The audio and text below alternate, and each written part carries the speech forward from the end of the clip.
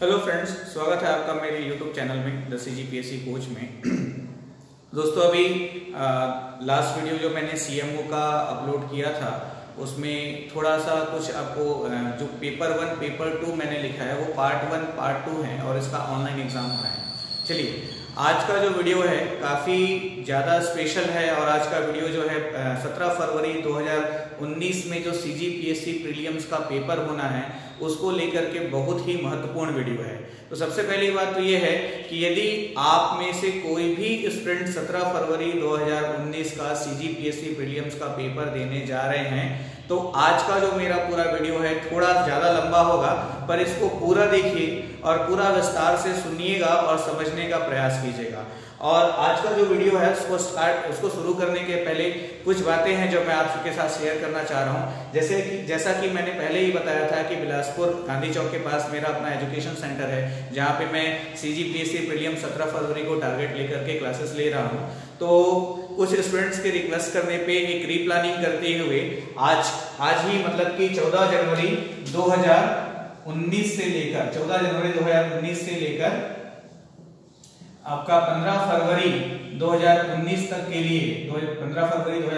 के लिए एक कंप्लीट 1 मंथ का रेगुलर क्लासेस का मैंने रीशेड्यूल किया है, जहां पे जो क्लासेस हैं मेरी वो रोज होंगी और दोपहर को 3 बजे से लेकर शाम के 7 बजे तक 4 घंटे की क्लास होगी। और ये जो पोर्शन है इस टाइमिंग में जो 3 बजे से 7 बजे की टाइमिंग है उसमें आपका मंडे से सैटरडे पूरे 6 दिन क्लास होगी, संडे को टेस्ट होगा। बिकॉज अभी हमारे पास लीव वगैरह लेने का तो अब कोई टाइम है नहीं। लेकिन ये जो इवनिंग का क्लास शेड्यूल है उसमें सबसे ज्यादा महत्वपूर्ण ये है कि अभी क्लास शेड्यूल में मैंने छत्तीसगढ़ का आर्थिक सर्वेक्षण, ध्यान दीजिएगा, छत्तीसगढ़ का आर्थिक सर्वेक्षण और भारत का आर्थिक सर्वेक्षण, ठीक है। जैसे कि अभी हाल ही में जो इंजीनियरिंग सर्विसेज एग्जाम हुआ है CGPSC द्वारा लिया गया था, उसमें क्वेश्चन पूछा गया था कि वर्ष 14-15 के आधार पर जो बचत दर है वो कितनी है। तो वर्ष 14-15 के आधार पर बचत दर जो था वो 32.2% था और यही 15-16 के आधार पर 35.1% है। तो इसमें कुछ डिफरेंसेस आते रहते हैं हर बार। तो इसीलिए छत्तीसगढ़ का आर्थिक सर्वेक्षण, भारत का आर्थिक सर्वेक्षण, भारत का संविधान विस्तृत अध्ययन जिसमें जो संविधान के डिफिकल्ट क्वेश्चंस आते हैं उसका एनालिटिकल क्लासेस होंगी, और उसके अलावा नगरीय निकाय, ग्राम पंचायत, भारत की अर्थव्यवस्था और भारत और छत्तीसगढ़ दोनों के जो करंट अफेयर्स हैं इन सारी चीजों को लेकर के 1 मंथ का कंप्लीट 4-4 घंटे की क्लास का मैंने प्लान किया है, जो कि जहां पे फीस वगैरह भी जो है बहुत नॉमिनल रखी है मैंने, क्योंकि मेरा एकमात्र टारगेट ये है कि हर हाल में 17 फरवरी 2019 का आपका प्रीलिम्स क्वालिफाई हो। तो इस 1 मंथ में जो पोर्शंस मैंने अभी क्लासेस के लिए रखा हुआ है, कॉन्स्टिट्यूशन का, नेशनल और स्टेट इकोनॉमिक सर्वे का, ग्राम पंचायत का, नगरीय निकाय का, वो इतने ही पोर्शन को इसलिए मैंने चुना है क्योंकि सबसे पहली समस्या ये है कि इसको लेकर के अच्छे से सोर्सेज नहीं है। मान लो सोर्स है भी तो इसको स्टडी करने का जो एक्चुअल पैटर्न है उस पैटर्न को भी हम नहीं समझ पाते। देखने में बड़ा अजीब लगता है कि भाई ये सारा डाटा प्रिपेयर कैसे होगा और किस तरह के क्वेश्चंस को हमको डील करना है। और ये जो पार्ट मैंने सेलेक्ट किया है तो CGPSC प्रीलिम्स के या CGPSC द्वारा लिया हुआ कोई भी क्वेश्चन पेपर हम 2018 का उठा करके देखें तो लगभग 40 से 60% वेटेज इसी पोर्शंस का है। मतलब ये है कि मेरा मानना है कि इस 1 मंथ में ही यदि कंप्लीट फुल स्टडी कर लिया जाए तो हर हाल में आपका CGPSC प्रीलिम्स क्वालिफाई हो जाएगा। क्वालिफाई करने की जो रणनीति है वो तो मैंने पहले ही अपने वीडियोस में शेयर किया हुआ है, ठीक है। तो एक सबसे इंपॉर्टेंट बात ये है कि ये जो 1 मंथ का रीशेड्यूल मैंने किया है वो मैंने इसलिए नहीं किया है कि मुझे बिजनेस चाहिए या फाइनेंशियल प्रॉफिट चाहिए, वो मैंने इसलिए किया है कि ताकि आपको अगले साल फिर से CGPSC प्रीलिम्स ना देना पड़े। आप चाहते हैं कि इस बार आपको मेंस देना है तो निश्चित तौर पर इस रूटीन को फॉलो करने का प्रयास करें। उसके साथ साथ मुझसे जितना संभव हो पाएगा मैं वीडियोस भी जरूर आप लोग के लिए अपलोड करूंगा और नोट्स वगैरह भी मैं प्रोवाइड करूंगा। तो चलिए सबसे पहले आज का वीडियो हम स्टार्ट करते हैं। इवन आज जो क्लास है वो मैंने फ्री क्लासेस रखी हुई है सभी स्टूडेंट्स के लिए।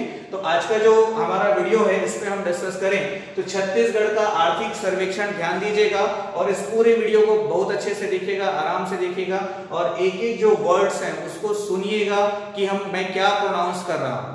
ठीक है। तो छत्तीसगढ़ का जो आर्थिक सर्वेक्षण है वर्ष 17-18 का, इसका परिचय जो है, इंट्रोडक्शन है, उसके ऊपर मैंने आज का वीडियो क्रिएट किया हुआ है। तो सबसे पहली बात ये है कि ये सारे आंकड़े जो आपके सामने लिख रखे हैं, जो मैं आपको एक्सप्लेन करने जा रहा हूं, ये स्थिर मूल्य पर है। किस पर है? स्थिर मूल्य पर है, प्रचलित मूल्य पर नहीं है। और स्थिर मूल्य पर हमारा आधार वर्ष है 2011-12। इसके पहले आधार वर्ष था 2004-05, अभी आधार वर्ष है 11-12। तो स्थिर मूल्य आधार वर्ष मतलब ये है कि ये जो भी क्वेश्चंस एग्जाम में पूछे जाएंगे उसमें सबसे पहले तो आपका यही लिखा होना चाहिए कि स्थिर मूल्य पर या आधार वर्ष 11-12। ठीक है। तो आइए हम इस क्वेश्चन में आगे बढ़ते हैं। तो सबसे पहले हम देखें कि इसमें ध्यान दीजिएगा वर्ष 12, 13, 13, 14, 15, 16, तो वर्षवार ये मैंने लिखा हुआ है। इसमें सबसे पहले हम देखें कृषि। ध्यान दीजिएगा कृषि वर्ष 12-13 में, तो ये जो भी आंकड़ा है ये एसजीडीपी सकल राज्य घरेलू उत्पाद, एसजीडीपी सकल राज्य घरेलू उत्पाद में पिछले वर्ष की हुई तुलना में आधार वर्ष की तुलना में हुई वृद्धि को दर्शाते हैं। ठीक है।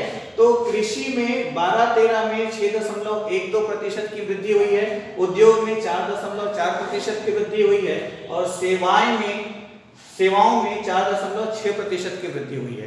ठीक है। तो इस तरह से हम पूरा एनालिसिस देखें तो 13-14 में कृषि क्षेत्र में 2.71% की वृद्धि हुई है, उद्योग में 15.59% की वृद्धि हुई है, और सेवाओं में 8.9% की वृद्धि हुई है।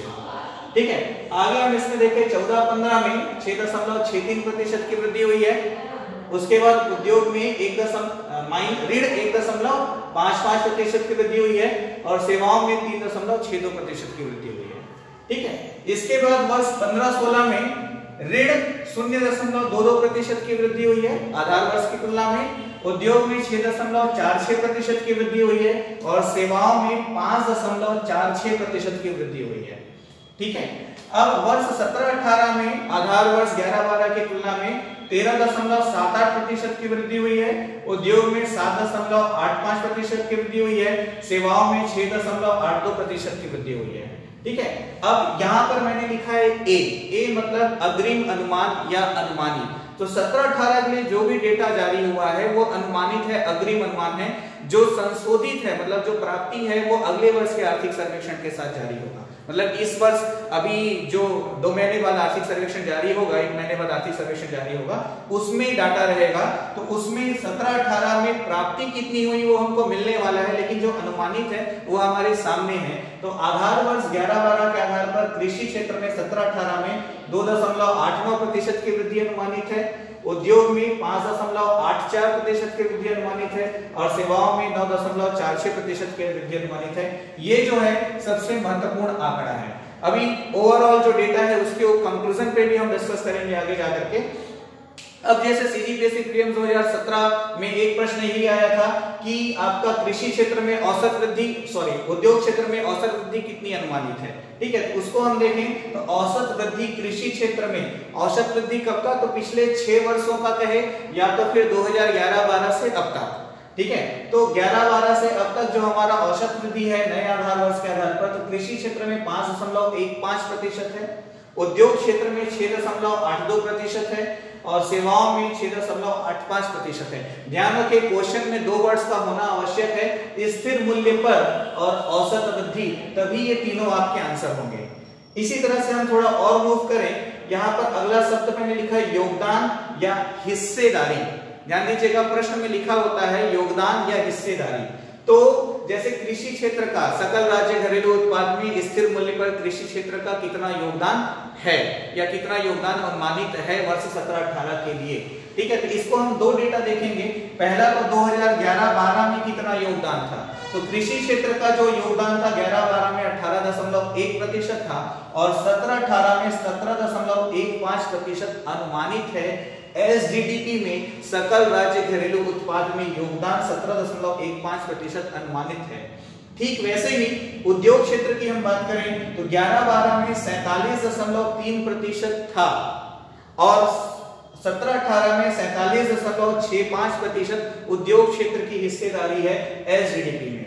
और हम आगे मूव करें तो सेवा क्षेत्र जो है 11-12 में 34.63% वृद्धि हुई थी, और क्षमा कीजिएगा 34.63% हिस्सेदारी थी, और वैसे ही 17-18 में 35.20% की हिस्सेदारी अनुमानित है। ठीक है, तो ये जो पूरा आंकड़ा है इसको लेकर के मतलब आपको फोकस कहां पर करना है, तो ये 1, 2, 3 और 4, ये जो 4 लाइनें हैं ये आपका आने वाले प्रीलिम्स के लिए पहला अति महत्वपूर्ण तथ्य है। इसके बाद अभी जैसे हाल ही में जनसंपर्क अधिकारी का पेपर हुआ है, उसमें राज्य के आर्थिक सर्वेक्षण से 11 प्रश्न आए हैं। जैसे मैं कहूं कि जैविक खेती योजना कितने जिलों में संचालित है, तो 5 जिलों में संचालित है। बाड़ी बांस योजना कितने जिलों में संचालित है, तो 19 जिलों में संचालित है। तो राज्य का जो आर्थिक सर्वेक्षण है ना, इसका जो विश्लेषण है और इसका जो संपूर्ण अध्ययन है अपने आप में एक आर्ट है, और इसके लिए आपको बहुत सही तरह से यदि प्रिपरेशन कराया जाएगा तभी इसको तोड़ पाना संभव है। अदरवाइज आज भी स्टूडेंट्स के लिए कंफ्यूजन बना हुआ है कि भाई इसको पढ़े कैसे। तो इसके लिए मैंने अपनी क्लास में कंप्लीट समरी प्रिपरेशन की हुई है, जो पूरा समरी है, और उसको मैं क्लास में डिस्कस भी करूंगा आप लोगों के साथ। तो आगे हम इसमें बढ़े। अब प्रश्न जैसे अभी एक क्वेश्चन आया था जनसंपर्क अधिकारी की परीक्षा में कि 14-15 से अभी तक वानिकी में कैसा दिखाई दे रहा है, तो उतार चढ़ाव, घटता है, घट रहा है, बढ़ रहा है, स्थिर है। तो एक नए तरह का प्रश्न 2017 सीजीपीएससी प्रीलिम्स से आना स्टार्ट हुआ है। तो इसमें ध्यान दीजिएगा, जैसे हम टोटल देखें तो पिछले 6 वर्षों में कृषि क्षेत्र में उतार चढ़ाव की स्थिति है, वृद्धि में स्थिर मूल्य पर। वैसे ही उद्योग में जो पिछले 6 वर्षों में उतार चढ़ाव की स्थिति है, और सेवाओं में भी पिछले 6 वर्षों में उतार चढ़ाव की स्थिति है। ठीक है, लेकिन जैसे वानिकी को पूछा तो यहां पर सिर्फ कृषि की बात हो रही है, लेकिन अब कृषि में फसलें, पशुपालन, वानिकी और मत्स्य पालन, ये चारों चीजें जो है कृषि क्षेत्र में शामिल होती है। तो वानिकी को पूछा तो जैसे वानिकी का जो वृद्धि है वो 0.94% है, लेकिन पिछले 4 वर्षों में मतलब 14-15 के आधार पर हम देखें तो वानिकी क्षेत्र लगातार घट रहा है। लेकिन इसी क्वेश्चन को यदि बदल दे कि 13-14 से, तब फिर आपका आंसर हो जाएगा उतार चढ़ाव की स्थिति है। मतलब ये है कि बहुत ही ट्रॉपिकल स्टडी करना इसमें जरूरी है। जो एक मेरा अगला वीडियो होगा उसमें एक कंपैरेटिव स्टडी भी मैं आप लोगों से शेयर करूंगा उतार चढ़ाव को लेकर के। इसमें हम आगे देखें तो अब कृषि क्षेत्र में कौन से वर्ष में ऋणात्मक वृद्धि हुई है, तो वर्ष 15-16 में -0.22% के साथ ऋणात्मक वृद्धि हुई है। वैसे ही उद्योग क्षेत्र में कौन से वर्ष ऋणात्मक वृद्धि हुई है, तो वर्ष 14-15 में ऋण 1.55% वृद्धि के साथ ऋणात्मक वृद्धि हुई है। तो महत्वपूर्ण क्या है, तो महत्वपूर्ण ये डेटा नहीं है, महत्वपूर्ण है आपके लिए ईयर, कौन से वर्ष में, कौन से वित्तीय वर्ष में। सेवाओं की हम बात करें तो सेवाओं में अभी तक पिछले 6 वर्षों में एक भी बार ऋणात्मक वृद्धि नहीं है। तो न्यूनतम किस वर्ष में है, ठीक है, तो न्यूनतम किस वर्ष में है, तो इसमें पता चल रहा है 3.62% के साथ वर्ष 14-15 में सेवा क्षेत्र में वृद्धि न्यूनतम हुई है, और अधिकतम है 9.46% में 17-18 में अनुमानित है 9.46% के साथ। वैसे ही कृषि में अधिकतम हम कहें तो 13.78% वृद्धि के साथ 16-17 में कृषि क्षेत्र में सर्वाधिक वृद्धि हुई है। वैसे ही उद्योग क्षेत्र की हम बात करें तो उद्योग क्षेत्र में 15.59% के साथ वर्ष 13-14 में सर्वाधिक वृद्धि हुई है। ठीक है, तो सर्वाधिक वृद्धि कौन से वर्ष में हुई, न्यूनतम वृद्धि कौन से वर्ष में हुई, पिछले 6 वर्षों में क्या दिखा रहा है, उतार चढ़ाव की स्थिति, या फिर स्थिर है, या फिर घट रहा है, या फिर बढ़ रहा है। और उसके बाद वर्ष 14-15 से क्या दिखा रहा है, उतार चढ़ाव की स्थिति, घट रहा है, बढ़ रहा है। तो कई टाइप के क्वेश्चंस होते हैं, मतलब ये है कि इसको बहुत आराम से पढ़ेंगे तभी कुछ कर पाना पॉसिबल है। चलिए नेक्स्ट स्टेज में मूव करते हैं। यहाँ पर 17-18 का जो अग्रिम अनुमान है उसके अनुसार कृषि, तो कृषि में कृषि क्षेत्र, ये जो कृषि क्षेत्र मैंने अभी आपको एक्सप्लेन किया, तो इस कृषि क्षेत्र में 4 चीजें शामिल हैं, फसलें, पशुपालन, वानिकी और मत्स्य पालन। तो ध्यान दीजिएगा, वर्ष 17-18 में कृषि क्षेत्र में वृद्धि अनुमानित है 2.89%, जो कि और जो कृषि क्षेत्र है वो सकल राज्य घरेलू उत्पाद का स्थिर मूल्य पर 17.15% कृषि क्षेत्र का हिस्सा है। हिस्सेदारी जो है 17.15% है। अब इसमें भी पूछा जाएगा कि कृषि क्षेत्र में सर्वाधिक वृद्धि कौन से क्षेत्र में दर्शा रहा है, तो कृषि में सर्वाधिक वृद्धि दिखाई दे रहा है पशुपालन में, और न्यूनतम है वानिकी में। तो हम बात करें तो फसलों में वृद्धि अनुमानित है 2.37%। अभी हाल ही में जो सीजीपीएससी ने पेपर लिया उसमें फसलों को पूछा हुआ था, तो 3.27% वृद्धि फसलें में अनुमानित है। ठीक है, पशुपालन में 8.03%, वानिकी में 0.94% और मत्स्य पालन में 5.64% वृद्धि अनुमानित है। इसमें सर्वाधिक वृद्धि अनुमानित है पशुपालन में और न्यूनतम है वानिकी में। तो ये जो क्षेत्रवार है इसका भी अध्ययन करना आवश्यक है। वैसे ही हम चले उद्योग में, तो उद्योग में खनन एवं, तो उद्योग में जो 5.84% ये जो डेटा है ये स्थिर मूल्य पर 17-18 में वृद्धि अनुमानित है और उद्योग की जो हिस्सेदारी है सकल राज्य घरेलू उत्पाद में स्थिर मूल्य पर वो 47.65% है। ठीक है, तो ये जो चारों क्षेत्र हैं ये उद्योग क्षेत्र में आते हैं। तो खनन एवं उत्खनन 5.19% वृद्धि अनुमानित है, विनिर्माण में 6.36% वृद्धि अनुमानित है, विद्युत गैस जलापूर्ति में 8.34% वृद्धि अनुमानित है और निर्माण में 3.24% अनुमानित है। अब इसमें भी प्रश्न ये हो गया कि वर्ष 17-18 में स्थिर मूल्य पर उद्योग में किस क्षेत्र में सर्वाधिक वृद्धि अनुमानित है? तो विद्युत गैस जलापूर्ति में सर्वाधिक वृद्धि अनुमानित है। तो वैसे ही तीसरे क्षेत्र की तरफ मूव करें, सेवा क्षेत्र। तो सेवा क्षेत्र में जो है वृद्धि जो अनुमानित है आधार वर्ष या स्थिर मूल्य पर 17-18 में वो 9.46% है और सकल राज्य घरेलू उत्पाद में सेवा क्षेत्र की जो हिस्सेदारी है वो 35.20% है। तो इन तीनों में सर्वाधिक हिस्सेदारी है उद्योग का, उसके बाद है सेवा और उसके बाद है कृषि। तो अब जितने भी सेवा क्षेत्र हुए, रियल एस्टेट, व्यापार, होटल, वित्तीय सेवाएं, लोक प्रशासन, संचार, यातायात, ये सभी सेवा क्षेत्र के अंतर्गत आ जाते हैं। तो इसमें भी एक अति महत्वपूर्ण प्रश्न है कि सेवा में एक संचार ऐसा क्षेत्र है जो 17-18 में लगभग सभी क्षेत्रों में सर्वाधिक वृद्धि दर्शाता है। तो वर्ष 17-18 के आर्थिक सर्वेक्षण के अनुसार स्थिर मूल्य पर सर्वाधिक वृद्धि किस क्षेत्र में है? तो संचार में है 17.82% के साथ और न्यूनतम किस में है? तो न्यूनतम वानिकी में है 0.94% के साथ। ठीक है, तो ये तो हुआ क्षेत्रवार अध्ययन कृषि, उद्योग और सेवा का। अब इसमें थोड़ा सा मूव करें, एक और होता है प्राथमिक क्षेत्र और द्वितीयक क्षेत्र। तो ध्यान दीजिएगा, ये हमारा प्राथमिक, द्वितीयक, तृतीयक क्षेत्र नहीं है।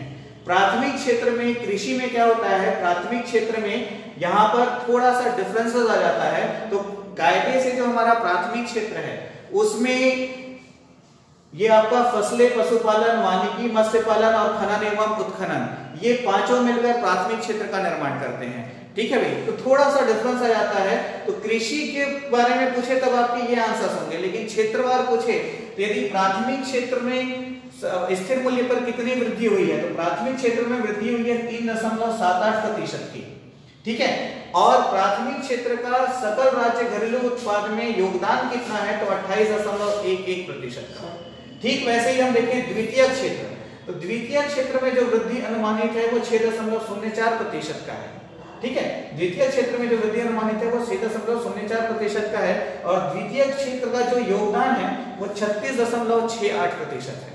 ठीक है, द्वितीय क्षेत्र का जो सकल राज्य घरेलू उत्पाद में योगदान है वो 36.68% है। वैसे ही तृतीय क्षेत्र की बात होगी तब आपका आंसर होगा सेवा क्षेत्र। तो हमारे राज्य के आर्थिक सर्वेक्षण में तृतीय क्षेत्र का स्पष्ट उल्लेख नहीं है, सेवा क्षेत्र को ही तृतीय क्षेत्र के रूप में लिया जाता है। पर प्राथमिक और द्वितीय क्षेत्र का मतलब कहीं से भी ये नहीं है कि कृषि या उद्योग। हाँ, प्राथमिक क्षेत्र का हिस्सेदारी जो है कृषि में सर्वाधिक है, फिर उद्योग में है। ठीक है, तो ये क्षेत्रवार अध्ययन हो गया और जैसा क्वेश्चन वैसा हमारा आंसर। तो ध्यान रखिए, जो भी डेटा मैंने शेयर किया ये तभी लागू होगा जब क्वेश्चन में लिखा रहे स्थिर मूल्य पर आधार वर्ष 11-12 के आधार पर। ठीक है, तो मेरा जो अगला वीडियो होगा उसमें भी इस तरह के कुछ एनालिसिस आपको मिलेंगे। और सबसे खास बात, यदि आप बिलासपुर में रहते हैं तो निश्चित तौर पर आप चाहते हैं कि इकोनॉमिक सर्वे के क्वेश्चंस आपसे आसानी से डील हो सके, तो यदि आपसे संभव है तो आप मेरी जो 1 वीक की इकोनॉमिक सर्वे की क्लास है उसको जरूर अटेंड करें।